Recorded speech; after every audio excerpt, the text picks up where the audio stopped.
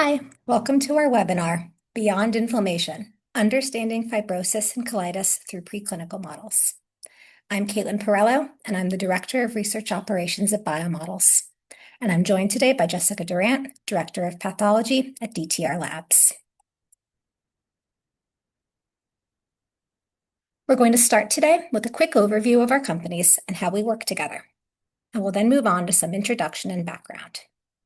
From there, I'll show in-life data from a pair of chemical induction IBD models that can be used to evaluate molecules targeting fibrosis and IBD, the semi-acute DSS model in mice and the chronic TNBS model in rats. Then I'll hand it over to Jessica, who will tell you more about how fibrosis presents in these models at the microscopic level, and we'll finish up with some closing remarks. Just a little bit of background on BioModels for those of you who aren't familiar with us. BioModels is a preclinical contract research organization located in Waltham, Massachusetts, and we were founded in 1997 out of Brigham and Women's Hospital.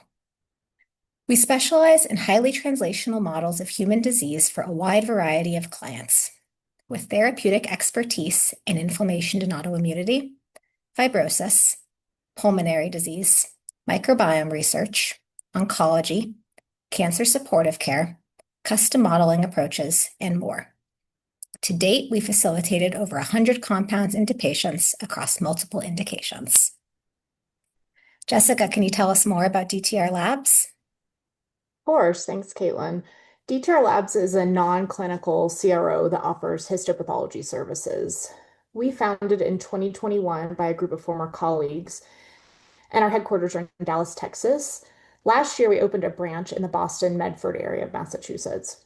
So we offer support for model development, compound efficacy, and safety studies across a wide range of research areas.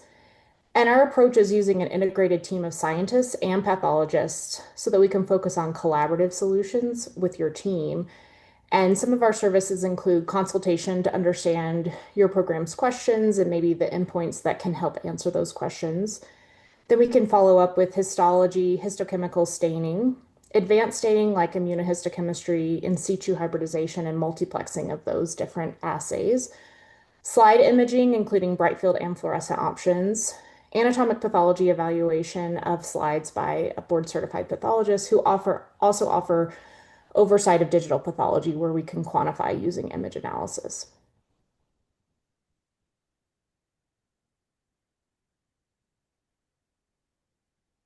BioModels and DTR Labs collaborate under a single statement of work, making it easier for clients to access comprehensive services without having to manage multiple vendors. At a high level, the BioModels team performs the in-life study and the sample collection, and the DTR Labs team performs the histopathology processing and analysis. Both the BioModels and DTR teams can work with you on concept and consultation, as well as the project study design and budget. BioModels will perform the in vivo disease modeling, including compound administration, assessments such as in-life imaging, in-life and terminal sample collection, as well as ex vivo and in vitro analyses like flow cytometry or cytokine analysis. We'll transfer samples to DTR for slide generation, advanced staining, pathology tissue assessment, and quantitative tissue analysis. Datasets prepared by both teams will be summarized in a final study report. With that introduction, let's jump into the science, starting with some background on inflammatory bowel disease, or IBD. IBD are immune-mediated intestinal tract diseases that affect approximately 1.4 million Americans. And IBD encompasses two types of diseases. The first is Crohn's disease, which involves the ileum and the colon, but can affect any intestinal region and often presents with transmural inflammation. And the other is ulcerative colitis, which involves the rectum and may affect the entire colon or only a part, and typically presents with mucosal inflammation. Like other complex disorders, IBD involves the interaction of genetic and environmental factors, and specific etiologies remain undefined. The current working hypothesis is that in the genetically susceptible individual, environmental factors lead to impaired homeostasis with luminal antigens, with concomitant defects in innate immunity, effector responses, and regulatory mechanisms, resulting in the chronic intestinal inflammation that characterizes IBD. Crohn's disease patients typically display one of three phenotypes.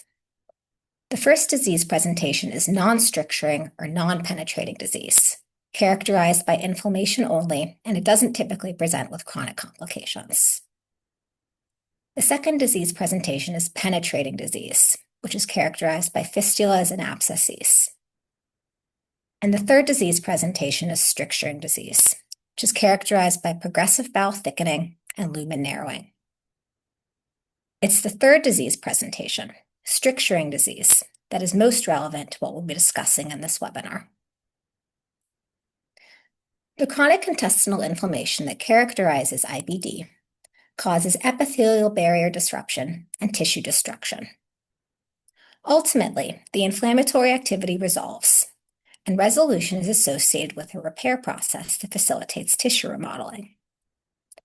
In ulcerative colitis, this typically results in restoration of normal mucosal architecture, although fibrotic rearrangement can be observed at later stages. However, in Crohn's disease, this can result in intestinal fibrosis, persistent luminal narrowing, and stricture formation. Strictures are often associated with obstructive symptoms requiring acute surgical intervention, and strictures are a main indication for Crohn's disease-associated surgery.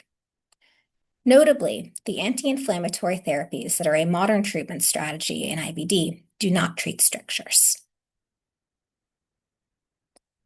Crohn's disease strictures present with thickening of the muscularis mucosae and muscularis propria due to proliferation of mesenchymal cells. Mesenchymal cell proliferation is due to local fibroblast proliferation, epithelial to mesenchymal transition, bone marrow-derived fibrocyte recruitment and differentiation, and endothelial to mesenchymal transition within the mucosa. Ultimately, the replacement of healthy submucosal cell compartments with fibrous tissue results in contraction of the entire submucosal area, excessive submucosal fibrosis, and hyperplasia of the muscularis mucosae. Fibrotic deposition throughout the whole thickness of the left colon has been observed in ulcerative colitis patients with long-lasting disease. However, UC evolves towards fibrostenosis at a much lower frequency than does Crohn's disease. Though IBD treatments have markedly advanced, there's been only minimal change in incidence of intestinal strictures. An evaluation of novel treatment options necessitates translational animal models. So what do we look for in a translational disease model? Like, what makes an animal model translational? Well, at a high level, the model must replicate the clinical condition. The underlying biology should be the same or as similar as possible to the human pathology. Ideally, the model is cost-effective and provides actionable information, and endpoints should be translatable to those used in clinical trials. If applying this framework to IBD modeling, we try to consider the specific disease processes targeted by a given test article, whether that's inflammatory processes alone, inflammatory processes in combination with fibrotic processes, or fibrotic processes alone. We also try to consider which aspect of the fibrotic processes a test article is targeting, whether it's the mucosal fibrosis that can be observed in both of the models we're going to discuss today, or whether it's mural fibrosis, which the chronic TNBS model presents with. Before I get into the models, I want to start by saying that the in-life data I'm going to discuss aren't really used to evaluate fibrosis directly. Rather, the in-life measures generate data that's typically associated with colitis experiments, like body weight change and disease scores. We've used ex vivo assays like hydroxyproline and other fibrosis models we run, but haven't tested the approach in colitis yet. In the experiments used to generate the datasets I'm going to show you, fibrosis was assessed via histopathology and immunohistochemistry analyses, which Jessica will be discussing. So starting with the semi-acute DSS model in mice, we induced disease by administering DSS in the drinking water for a 6-day period, beginning on day 0 and continuing through day 5. We monitor the animals on a daily basis, measuring their body weight, performing observations, as well as disease activity index scoring. I'll share more details on what we look at for DAI scoring and during the endoscopy procedure on the next slide. In this experiment, the study ended on day 12 following a final endoscopy. However, in other experiments, we sometimes extend the model out another week or so, performing another endoscopy and allowing us to assess disease at later time points. So in comparison to the TNBS model in rat, the first obvious difference between the models is that the chronic TNBS model is run in rats instead of mice. The rat is just a more robust animal, and they tolerate the model induction better. The other obvious difference is the longer duration of the model. So this model does run out about 6 weeks, but that makes sense given that it's a chronic model. We induce disease in this model via intrarectal administration of escalating TNBS doses on a weekly basis. So dose 1 is given the first 2 weeks, then we administer a higher dose the second 2 weeks, and a still higher dose in the final 2 administrations. Like in the DSS model, we monitor the animals on a daily basis, measuring body weight, performing observations, and DAI scoring. In this specific experiment, we performed endoscopy only at later time points, on days 25 and 39. However, there's a lot of flexibility in when we can perform the endoscopy evaluation, and really we can monitor disease by endoscopy as often as is needed based on your study goals in this model. We perform DAI scoring in most IBD models. The scoring scale considers and combines the severity of weight loss, diarrhea, and bloody stool, resulting in a composite disease score. We also recommend inclusion of video endoscopy in our IBD models. It's a very translational endpoint with clear clinical relevance, and the colitis severity scores typically correlate pretty well with histopathology sum scores. We score the colitis itself using a scoring scale based off the Mayo Clinic scoring scale that is used for clinical colonoscopy, evaluating vascularity, friability, erosions, and ulceration. We also score stool consistency, complementing the diarrhea and bloody stool scoring that's performed as part of the daily DAI scoring. So the first data set that we're going to discuss is body weight change. In the semi-acute DSS model in mice, we don't usually see a ton of body weight change during the DSS administration period, particularly during the early part of the DSS administration period. Rather, we start to see body weight loss developing towards the end of the DSS administration, or even once the animals have been switched over to fresh drinking water. Body weight loss usually peaks between days 8 and 10, and then there's some recovery thereafter. In this specific experiment, we observed peak weight loss on day 10 without a return to baseline by the study's end on day 12. That's a pretty typical trajectory, and model extension another week or so can help capture the right-hand side of the weight loss curve. In this study, we compared to reference compounds tofacitinib and anti-P40, and both showed some benefit on weight loss, though statistical significance was achieved only with anti-P40. Among reference compounds, anti-P40 tends to perform most consistently, both within and across experiments. When comparing to the chronic TNBS model, one of the first differences between the two models is that we don't observe an overt weight loss in this model, and rather the weight change phenotype presents as a significant reduction in weight gain relative to naive animals. You'll also note that we didn't include a reference compound in this experiment, and that's a caveat to all of the TNBS models we've worked with. We've not yet identified a reference compound that works suitably consistently for us to recommend it. Moving on to the disease activity index scoring. The trajectory of the disease activity index score elevations in the DSS model is pretty similar to what we see for the weight loss phenotype. So there's not usually a ton of movement during the DSS administration period, although we can sometimes see some elevated diarrhea and bloody stool scores during this time.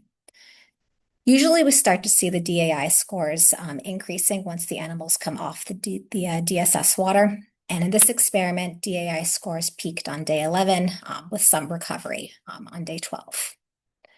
Similar to the weight loss phenotype, we observed reductions in DAI scores in both the tofacitinib and anti-P40 groups, with the reduction in the anti-P40 group reaching statistical significance. Comparing to the TNBS model in the rat, the first thing you'll notice is the cyclicity of the DAI score increases. So the DAI scores come up following each TNBS administration, and then they come down, and then they come up, and then they come down. The other thing to note is the way the animals become somewhat resistant to the TNBS over time. We see the highest degree of DAI score elevation following the first TNBS administration, and the scores never come up that high again, even though the TNBS doses are actually escalating over the study duration. Levels of endoscopic disease tend to be pretty comparable between the two models. Colitis severity scores in both of these experiments averaged about a 2.5, meaning most animals presented with scores of 2s and 3s, reflective of a loss of vascularity, friability, and erosions with bleeding. In the DSS experiment, mean colitis severity scores were reduced in both the tofacitinib and anti-P40 treatment groups. Treatment-related decreases in this measure don't always reach statistical significance. However, if you're going from scores of 2s and 3s to scores of 1s and 2s, it's clinically significant and readily apparent based on endoscopic imaging. We consider score reductions of about 20% to be a strong result. In the TNBS model, some animals will present with ulcerations, which is considered a score of 4. Looking at stool consistency by endoscopy, the animals in this experiment mostly presented with scores of 1s and 2s, reflective of loose stool that holds its shape or loose stool with excess moisture. But we didn't see many instances of watery diarrhea or bloody diarrhea on the days of endoscopy in these two experiments. In most colitis experiments, we'll collect the colon for potential downstream analysis, like histopathology or cytokine analysis. And when we collect the colon, we'll usually measure it and we'll weigh it. A diseased colon tends to be shorter, and it also tends to be thicker and heavier due to the edema and the cellular infiltrate. And we'll often present these data sets as a weight to length ratio. So you have a heavier colon that's shorter that results in a higher colon weight to length ratio in the diseased animals. And that is what we saw in both of these experiments, with the colon weight to length ratio being significantly elevated in the diseased animals treated with vehicle relative to the non-diseased control groups. We didn't see any efficacy from the reference compounds on this measure in this particular experiment, and that's not completely atypical.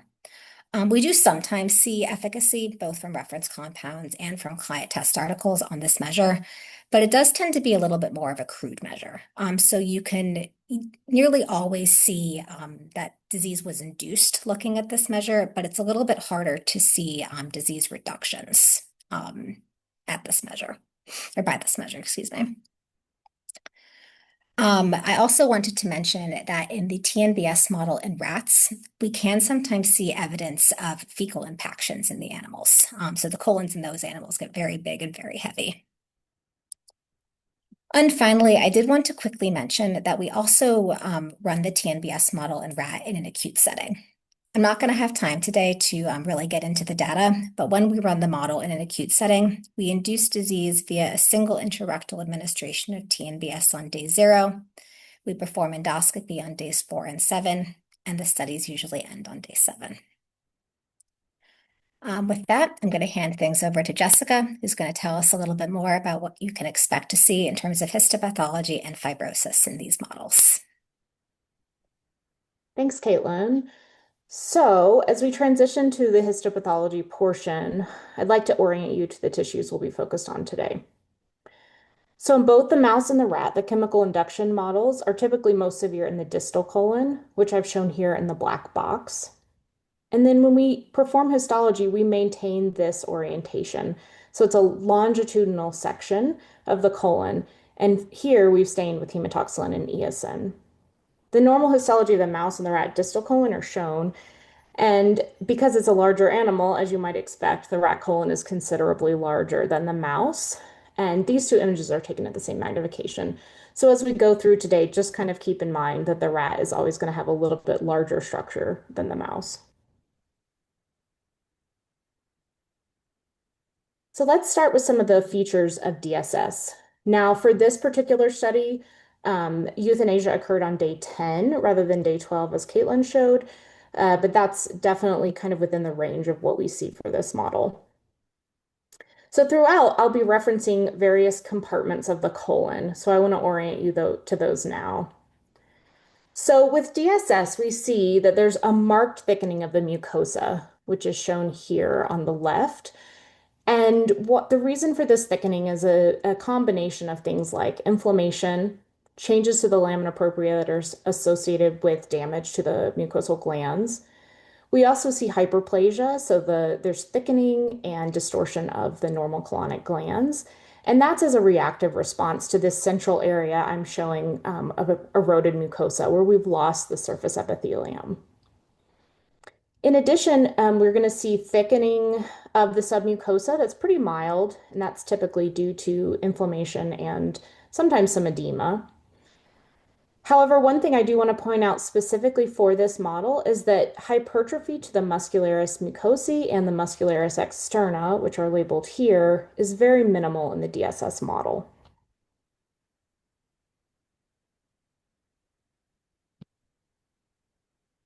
Now, to move over to TNBS, again, this is a more chronic model. We're looking at day 39, but we see a similar marked mucosal thickening. And that's due again to inflammation, hyperplasia of the mucosa. And in this area, we have a large region of eroded mucosa where there's necrosis and loss of the surface epithelium. We also have inflammation that extends through the entire wall. And that again is one of the kind of hallmarks of TNBS that we'll talk more about as we go through.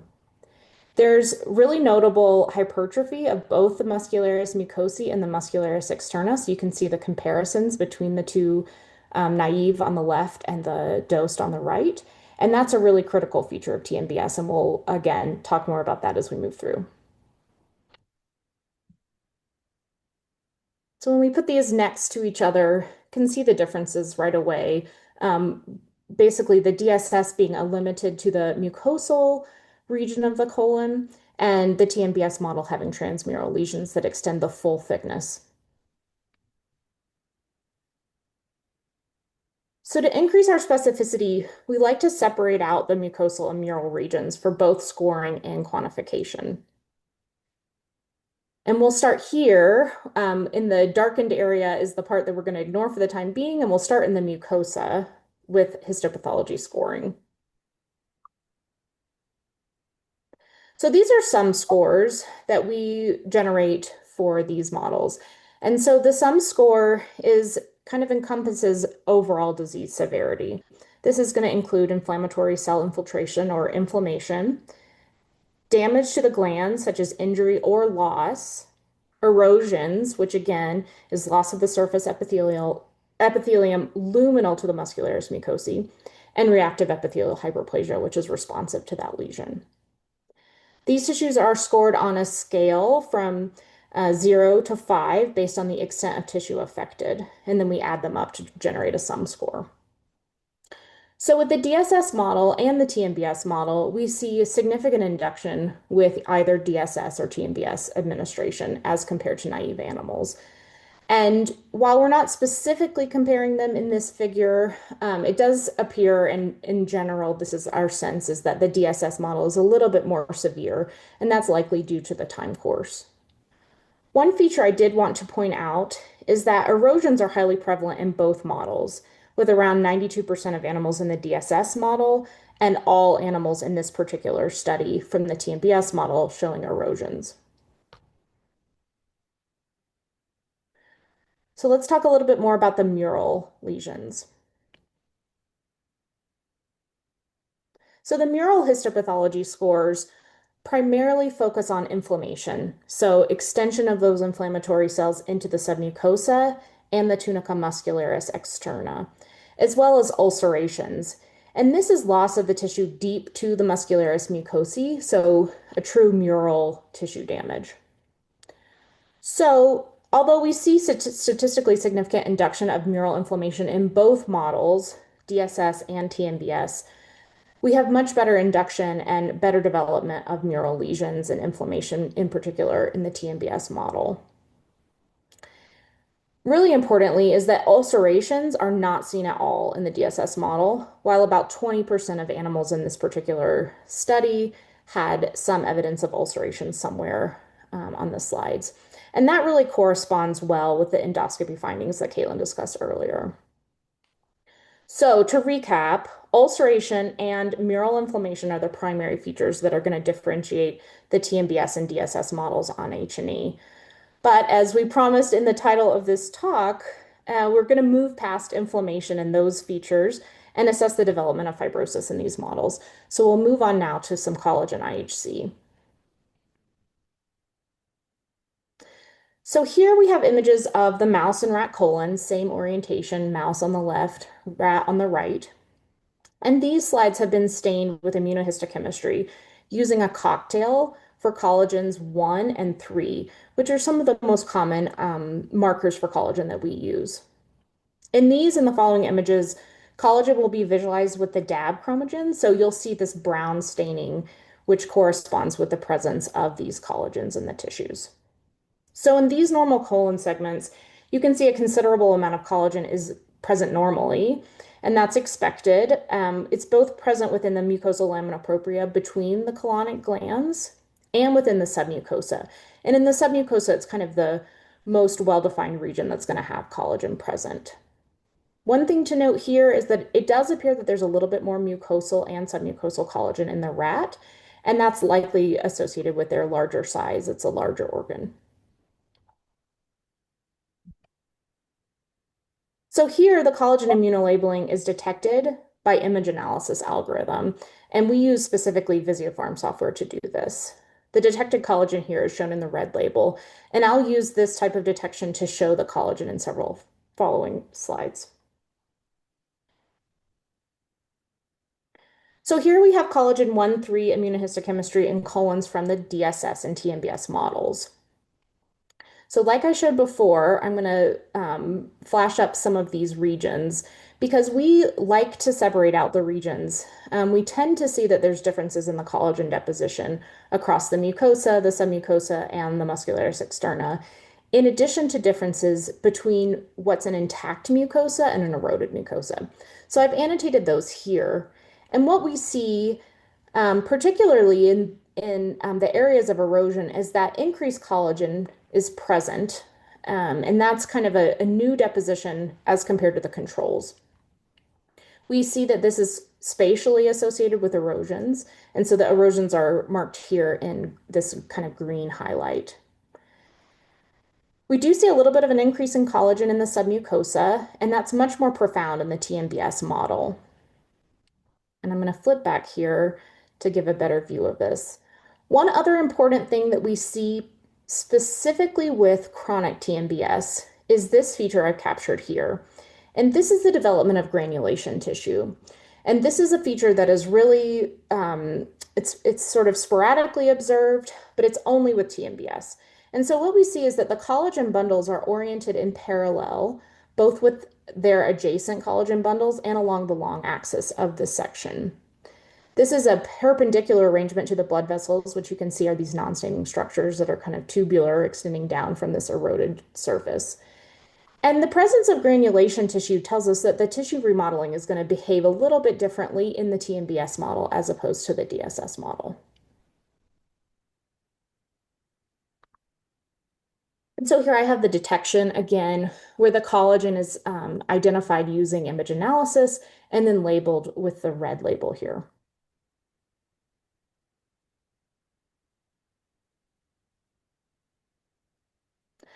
So just like with histopathology scores, we separate these regions out. And so we'll start with the mucosal collagen deposition.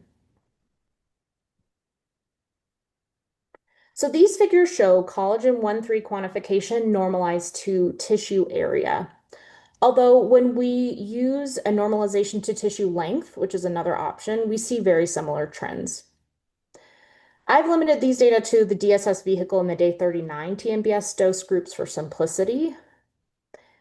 So first of all, you may note, as we saw in the image, that the collagen area just in the naive animals is considerably greater in the rat. And so that's an expectation that we have just based on the visual appearance. What we see is that in the mouse, the intact mucosa actually does have significant induction of collagen deposition. in an area with intact mucosa where we do not have an erosions. But then we have a further increase in collagen in areas that are eroded, which corresponds well with what we saw in that image earlier. The TNBS model differently has very little intact tissue collagen deposition. And that may be due to the cyclicity. We expect there's probably a little bit more collagen deposition earlier in the study, but by day 39, we've had good resolution of the tissue in those intact regions. However, when we compare to areas of eroded mucosa, we have a very clear statistical significance in the induction of collagen there. So these data are in general agreement with the histopathology findings that fibrosis is kind of following the trends we're seeing with inflammation in the mucosa. Fibrosis seems to be roughly comparable between the two models, but maybe we're getting a little bit more fibrosis than mucosa with DSS.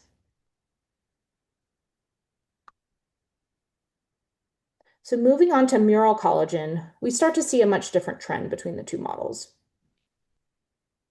So in these figures, I've changed the normalization slightly. So here we're actually normalizing to the tissue length, and that's for good reason. So with the TNBS model, as you may have seen in some of the images I showed previously, there's quite a bit of thickening of the submucosa and the tunica muscularis, and that's going to inflate our tissue area for quantification. And so we like to normalize to the length of the tissue. However, when we use an area normalization, we see relatively similar trends. So in the DSS model, although this does trend greater with DSS, there's not a statistical significance in the submucosal collagen deposition. And there's no difference in the muscularis collagen deposition with this model. However, in the chronic TNBS model, we see highly significant induction in both submucosal and muscularis collagen, as opposed to naive animals. So this mural collagen deposition is really crucial for modeling fibrosis and stricture development in IBD. So let's take a look at some of the mechanisms behind this finding and why the models differ. So here I have a similar region captured between the H&E and collagen 1,3 IHC on the right. And these are both from the subacute DSS model. So the things I really want to point out is, as we've said several times already in this presentation, the inflammation and tissue damage for DSS really tend to be mucosal. And we have a nice intact muscularis mucosae, and that's demonstrated here by this yellow line. You can see it really clearly with the collagen 1,3 IHC, and it's this non-staining band of smooth muscle here. So that intact muscularis mucosae really kind of forms a border, and we don't tend to see any damage to the actual tissue. We can see some inflammation and a little bit of collagen deposition, but we don't see tissue damage deep to that structure. So I've chosen to show kind of back up in time and show a day 7 image from TNBS because the root of what we're seeing at the chronic time point is really starting at the early time point. And so what we see is that even on day 7, the lesions are already transmural in this model. So inflammation and tissue damage are present in the mucosa. So we have clear mucosal and epithelial necrosis here, but that there's damage to the muscularis mucosae. And so it's intact to the sides where this yellow line is sort of smooth. And then the dashed line shows the area where the muscularis mucosae has been damaged and is breached. We can see that the inflammation and the fibrosis, so in the collagen 1,3, there is collagen deposition already on day 7. Those are pretty profound within the submucosa and are already starting to extend into the muscularis externa. So when we move to the day 39 time point, this is when we really start seeing the lesions that are most interesting to us for modeling stricturing disease. So because we had damage to that muscularis mucosae, we sort of opened the potential to see more transmural lesions. And so as I mentioned previously, we have this very profound granulation tissue formation, and that granulation tissue has really obscured the normal wall layering. So on the H&E, I've shown that the muscularis mucosae is completely discontinuous here, so it's broken, and that's shown by this yellow, the broken yellow line. And the inflammation and granulation tissue extend full thickness. Now, that's important. We can definitely see on this collagen 1,3 IHC side that there's some undulation of that serosal surface. And what we expect to happen is that this granulation tissue is going to contract as it continues to remodel. And so this region is going to scar. And that scarring is really in combination with the muscularis mucosae and muscularis externa hypertrophy that we see. It's really going to kind of fulfill the recipe that we need for stricture formation. So one important thing that I'm showing here is that this lesion is really focal. We do not see this the full length of the colon. And so this segmental stricture is really consistent with what we would see in the human version of the disease.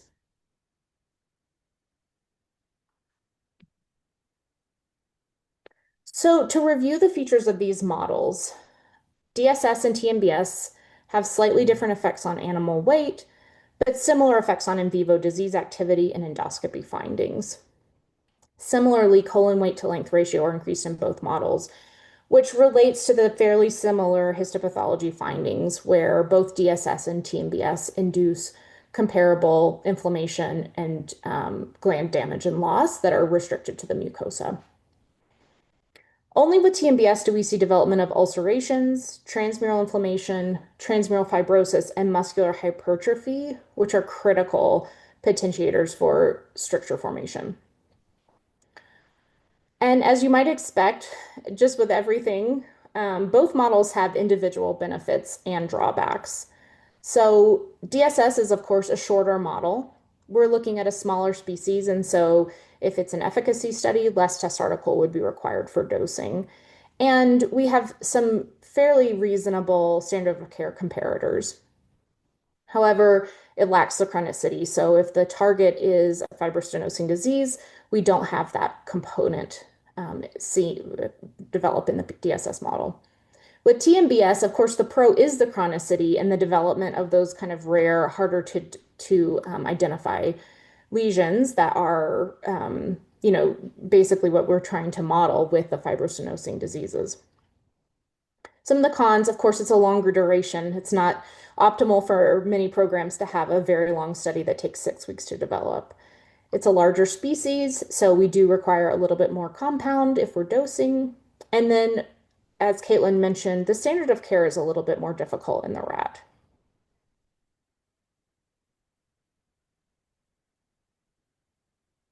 So, in summary, both chemical models induce significant inflammation and tissue damage that resemble human inflammatory bowel diseases. DSS produces primarily mucosal lesions. TNBS produces both mucosal and transmural lesions. And so model choice is really dependent on your study goals. DSS is more appropriate for modeling IBD in the vein of a mucosa targeting ulcerative colitis type disease that might develop modest variable mucosal fibrosis, while TNBS is a much better model for a more severe Crohn's disease that can develop mural fibrosis and stricture. Regardless of which model you choose, we can leverage immunohistochemical and complex image analysis tools to evaluate lesions with a high degree of sensitivity and specificity. The collagen IHC we showed today, along with the analysis, is only one example of some of the routine endpoints in these models. We are here to help you every step along the way, and together, BioModels and DTR Labs can both recommend and perform and evaluate the best models to answer your program questions. We really appreciate your time and attention this morning, and I really hope that this presentation has been informative for those of you who are faced with a really difficult decision of choosing the best IBD model, because there really isn't one best model. While IBD is just one area of shared expertise between the BioModels and DTR teams, we have collaborated on dozens of other animal models, and we've listed these services at the end of the slide deck. Here we have listed our direct emails as well as links to our web pages, and both of these are great ways to get in contact with us if you have questions. Early next week, we'll send a follow-up email to make available these slides and a recording of the presentation to everybody who registered. And so again, I'd like to thank you for joining this webinar, and we look forward to hearing from you soon.